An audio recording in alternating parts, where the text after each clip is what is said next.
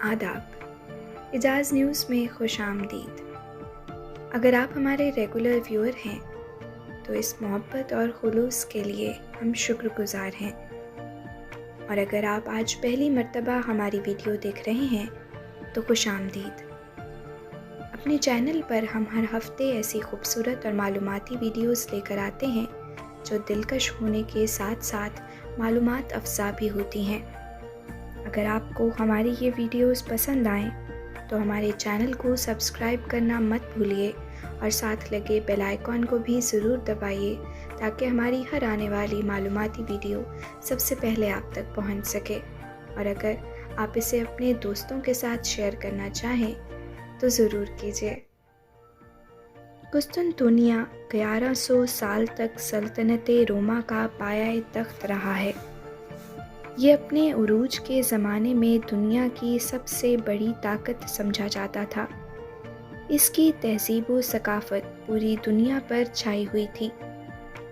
یہی وجہ ہے کہ تاریخی اعتبار سے آج بھی استنبول کو بڑی اہمیت حاصل ہے۔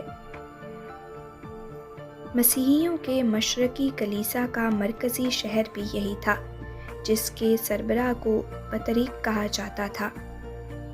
29 مئی 1453 عیسوی کی صبح سلطنت عثمانیہ کے نوجوان خلیفہ سلطان محمد فاتح نے قسطنطنیہ فتح کیا تو یہ شہر پوری طرح مسلمانوں کے قبضے میں آ گیا، جس کے بعد اس کا نام استنبول رکھا گیا۔ توپ کافی میوزیم میں خلافت عثمانیہ کی جو دستاویزات اور کاغذات محفوظ ہیں، ان پر بھی اس کا نام استنبول ہی درج ہے۔ خلافت عثمانیہ کے دور حکومت میں یہ شہر خلافت عثمانیہ کا دارالحکومت بنا اور تقریباً 500 سال تک مسلمانوں کا دارالحکومت رہا، یہاں تک کہ خلافت ختم ہو گئی۔ پھر 1923 میں ترک جمہوریہ کے قیام کے بعد دارالحکومت استنبول سے انقرہ منتقل کر دیا گیا۔ عثمانی دور میں شہر کا نام قسطنطنیہ رہا، جبکہ سلطنت سے باہر اسے استنبول کے نام سے جانا جاتا تھا۔ تاہم 1930 میں جمہوریہ ترک کے تحت اس شہر کا نام استنبول رکھا گیا۔ ترکی کا شہر استنبول مشرق و مغرب کے سنگم پر واقع ایک وسیع و خوبصورت شہر ہے۔ تاریخی اعتبار سے روم اور ایتھنز کے علاوہ دنیا کا کوئی دوسرا شہر اس جیسی تاریخ اپنے اندر نہیں سموئے ہوئے۔ شہر کی موجودہ آبادی 2,55,00,000 سے تجاوز کر چکی ہے۔ اس کا ایک حصہ براعظم ایشیا جبکہ دوسرا براعظم یورپ میں واقع ہے، یعنی یہ شہر 2 براعظم میں واقع ہے، ایشیا میں بھی اور یورپ میں بھی۔ استنبول کا شمار دنیا کے مہنگے ترین شہروں میں ہوتا ہے۔ یورپ اور ایشیا کے سنگم پر واقع ہونے کی وجہ سے پوری دنیا کے سیاح یہاں کا رخ کرتے ہیں۔ یہ ایک قدیم اور تاریخی شہر ہے جہاں دنیائے مسیحیت سے تعلق رکھنے والے مسیحیوں کا قدیم کلیسا، روما تہذیب کے آثار اور مسلمانوں سے متعلق قدیم مقدس اشیاء اور تاریخی نوادرات بھی موجود ہیں۔ یہاں مسیحیوں، سیکولرز اور مسلمانوں سمیت ہر طبقہ فکر کو مکمل آزادی حاصل ہے۔ یہی وجہ ہے کہ دنیا بھر کے سیاح بڑی تعداد میں یہاں کا رخ کرتے ہیں۔ خصوصاً مئی سے اگست تک تو سیاحوں کا بے پناہ رش ہوتا ہے۔ مختلف یونیورسٹی سے تعلق رکھنے والے طلباء سیاحوں کے گائیڈ کے فرائض سرانجام دیتے ہیں، یوں ان کی کچھ آمدن ہو جاتی ہے اور سیاحوں کو بھی سستا مترجم اور گائیڈ مل جاتا ہے۔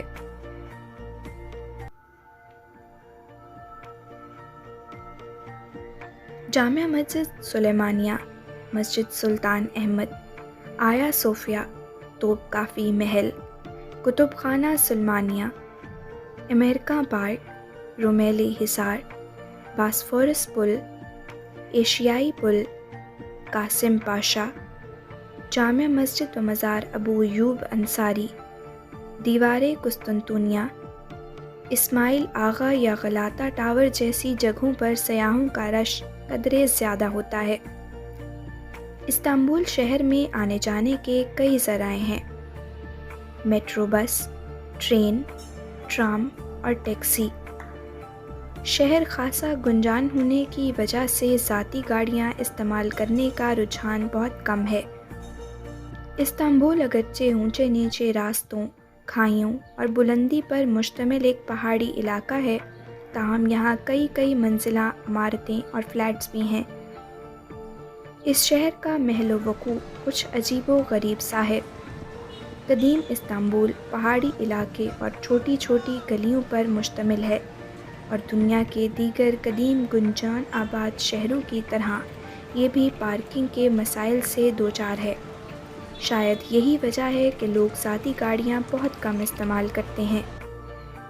پارکنگ کی جگہ دستیاب نہ ہونے کے باعث زیادہ تر لوگ سستی سرکاری سروسز یعنی میٹرو بس، ٹرین اور ٹرام ہی میں سفر کو ترجیح دیتے ہیں۔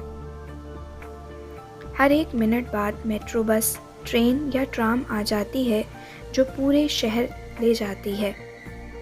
دیوارِ قسطنطنیہ سنتے ہی ذہن میں سلطنتِ عثمانیہ کی تاریخ گردش کرنے لگتی ہے۔ نبی مکرم حضرت محمد صلی اللہ علیہ وآلہ وسلم نے اس کو فتح کرنے والے کے لیے مغفرت کی بشارت دی تھی۔ یہ سعادت مسلمانوں کے خلیفہ سلطان محمد فاتح کو حاصل ہوئی، اور آج صدیاں بیتنے کے باوجود یہ دیوار جوں کی توں کھڑی ہے۔ قسطنطنیہ کی یہ تاریخی دیوار اور فصیل دیکھنے کے لیے دنیا بھر سے سیاح یہاں آتے ہیں۔ یہاں کی دوسری اہم جگہ غلاطہ ٹاور ہے، جو 507 عیسوی میں تعمیر کیا گیا۔ اسے رومی حکومت نے بحری جہازوں کی رہنمائی کے لیے لائٹ ہاؤس کے طور پر تعمیر کیا تھا، جو اپنے زمانے کا سب سے بلند ٹاور تھا۔ گولڈن ہارن کے شمالی ساحل پر واقع اس قدیم اور طویل ٹاور سے متعلق مورخین کا خیال ہے کہ پروں کے ذریعے فضا میں اڑنے کا دوسرا کامیاب تجربہ بھی یہیں ہوا تھا۔ مورخین کے مطابق عثمانی خلیفہ سلطان مراد چہارم کے دور میں ایک مسلمان مہم جو خدافین احمد نے 17ویں صدی عیسوی میں اسی برج سے پروں کے ذریعے باسفورس پر پرواز کی تھی۔ وہ تقریباً 8 میل کا فاصلہ طے کرتا ہوا باسفورس کے ایشیائی ساحل اسکوادر سے ہوتا ہوا اسکوتری تک گیا تھا۔ قبل ازیں پر لگا کر ہوا میں اڑنے کا پہلا تجربہ اسماعیل بن حماد نامی شخص نے کیا تھا، جو ناکام رہا تھا۔ اگرچہ اس کے بعد بھی کئی تجربات ہوتے رہے، تاہم غلاطہ ٹاور سے مسلمان مہم جو خدافین احمد کا تجربہ کامیاب رہا۔ اس کے بنائے ہوئے پردہ نما پر آج بھی اسی غلاطہ ٹاور کی 8ویں منزل پر موجود ہیں۔ 10 منزلہ غلاطہ ٹاور پر نصب لفٹ 7ویں منزل تک جاتی ہے۔ 10ویں منزل پر پہنچنے کے لیے سیڑھیوں کا استعمال کیا جاتا ہے۔ یہ دنیا کا قدیم اور بلند ٹاور ہے۔ غلاطہ ٹاور پر ایک تختی بھی آویزاں ہے، جہاں پر اس کی مکمل تاریخ درج ہے۔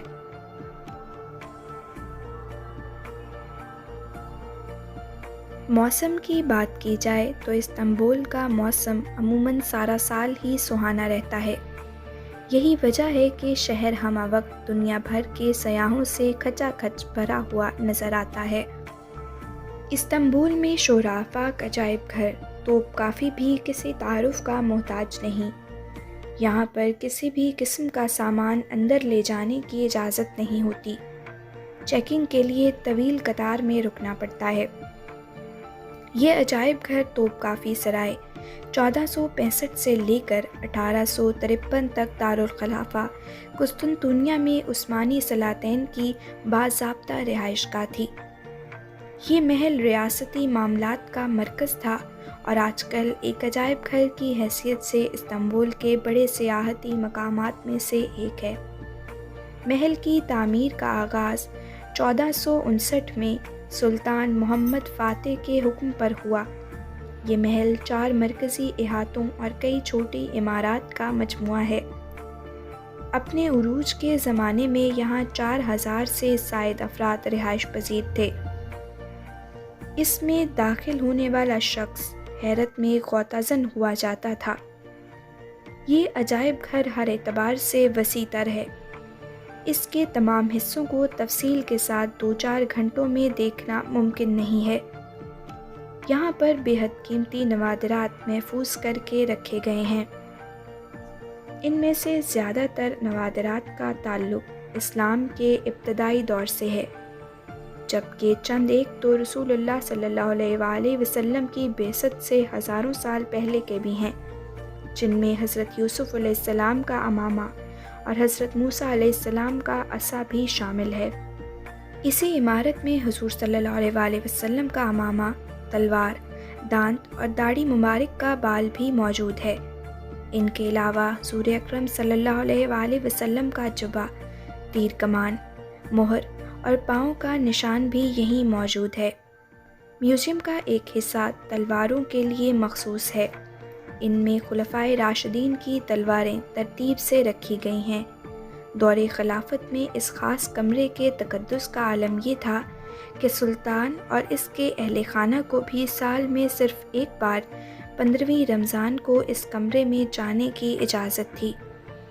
یہاں تصویریں کھینچنے کی اجازت نہیں، اور کسی تحقیقی کام کے لیے اگر تصاویر حاصل کرنا ضروری ہوں تو ان کے لیے باقاعدہ اجازت لینی پڑتی ہے۔ اس کے علاوہ عثمانی دور کی تمام یادگاریں بشمول عثمانی سلاطین کی تصویر، ان کے ہتھیار، استعمال شدہ اشیاء، خزانے، زیورات، تاج و تخت اور اسی طرح کی دیگر نادر و نایاب اشیاء بھی یہاں موجود ہیں۔ سلطنت عثمانیہ اپنے عروج کے دور میں ایشیا، یورپ اور افریقہ کے وسیع تر علاقوں میں پھیلی ہوئی تھی۔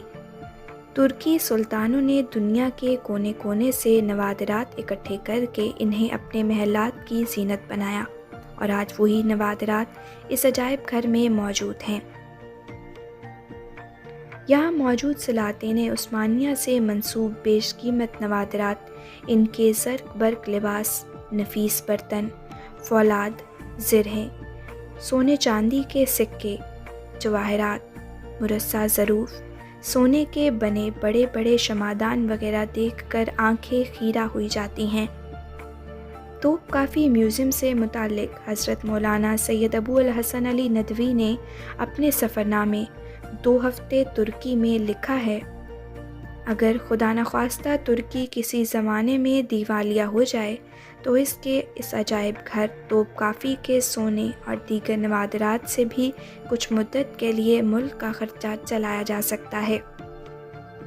استنبول کا یہ توپ کافی دیکھنے کے لیے ایک خلقت موجود ہوتی ہے، اور دل دھرنے کو بھی جگہ بمشکل ملتی ہے۔ صوفیہ کے سامنے ایک بڑا اور خوبصورت باغ ہے، جس میں بے حد حسین و دلکش پھول بوٹے لگے ہیں۔ صوفیہ دراصل ایک کلیسا اور گرجا گھر کا نام ہے، جو قسطنطنیہ فتح ہونے سے پہلے دنیائے عیسائیت کا دوسرا بڑا مذہبی مرکز شمار ہوتا تھا۔ اس کی بنیاد 3 صدی عیسوی میں رومی بادشاہ قسطنطین نے رکھی تھی۔ قسطنطین روم کا پہلا عیسائی بادشاہ تھا۔ اسی بادشاہ کے نام پر شہر کا نام قسطنطنیہ پڑا۔ 1000 سال تک یہ عمارت کلیسا کے طور پر مسیحیوں کے روحانی مرکز کے طور پر استعمال ہوتی رہی۔ پھر جب سلطان محمد فاتح نے قسطنطنیہ فتح کیا تو آیا صوفیہ نامی اس قدیم کلیسے کو مسجد میں تبدیل کر دیا۔ اس کی دیواروں سے تصاویر مٹا دی گئیں اور اس کا محراب قبلہ رخ کر دیا گیا۔ بعد ازاں یہ جامع مسجد آیا صوفیہ کے نام سے مشہور ہو گئی۔ اس کے بعد سقوط خلافت عثمانیہ کے بعد 1930 میں جمہوریہ ترکی کے صدر مصطفیٰ کمال پاشا نے اسے میوزیم میں تبدیل کر دیا۔ اس دور میں یہاں نماز پڑھنے پر پابندی تھی، لیکن اب ایسا نہیں۔ استنبول کی سب سے بڑی جامع مسجد سلیمانیہ ہے۔ یہ مسجد عثمانی خلیفہ سلیمان اعظم نے تعمیر کرائی تھی۔ عثمانی خلفاء کا یہ خاص طریقہ تھا کہ وہ بہت شاندار مساجد و مدارس تعمیر کرواتے تھے۔ جامع مسجد سلیمانیہ کے باہر ایک احاطے میں قائم ایک چھوٹے سے قبرستان میں ایک قبر سلمان اعظم کی بھی ہے۔ جامع مسجد سلیمانیہ کے مرکزی دروازے کے سامنے ایک کتب خانہ بھی موجود ہے، جس کا شمار استنبول کے بڑے کتب خانوں میں ہوتا ہے۔ اس مسجد کے احاطے میں میزبان رسول صلی اللہ علیہ وآلہ وسلم حضرت ابو ایوب انصاری کا مزار بھی واقع ہے۔ آپ کو جہاد کا ازحد شوق تھا۔ حضرت امیر معاویہ نے جب قسطنطنیہ پر حملے کے لیے لشکر بھیجا تو اس لشکر میں حضرت ابو ایوب انصاری بھی شامل ہو گئے۔ یہ مسلمانوں کی طرف سے قسطنطنیہ کا پہلا باقاعدہ محاصرہ تھا جو کئی روز تک جاری رہا۔ حضرت ابو ایوب انصاری اسی محاصرے کے دوران بیمار ہوئے اور یہیں رحلت فرما گئے۔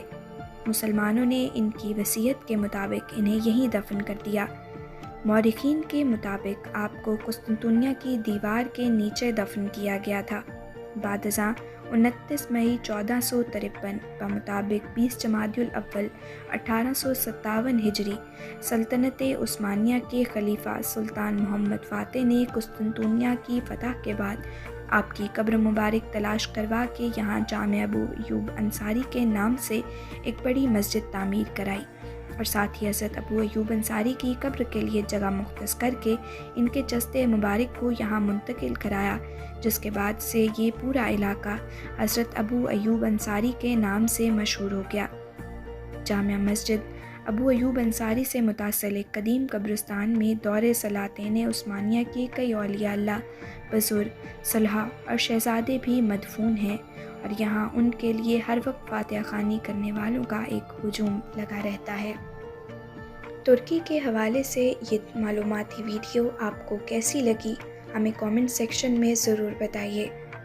ہم آپ سے اگلے ہفتے ملیں گے کسی نئی معلوماتی ویڈیو میں۔ تب تک اپنا اور اپنوں کا بہت سا خیال رکھیے۔